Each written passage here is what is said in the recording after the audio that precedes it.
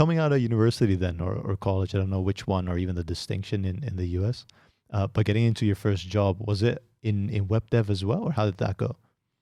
Yeah, so the thing that actually got me into web development was it kind of had to jump back to when I was in school. My sophomore year, I went to the career fair and I was looking for an internship.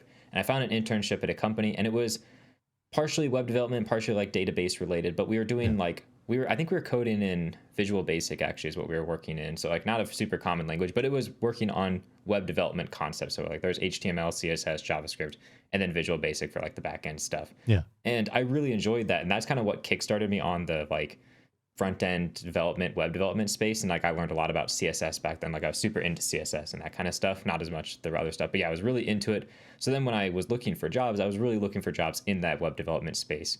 So I applied to like 4 or 5 jobs at the career fair when I went, and I was like, okay, here's some local web development companies that I want to work at. And the job I ended up getting was actually working in Ruby on Rails. So they were in the web development space, but it was a little more back end focused than front end focused. Yeah.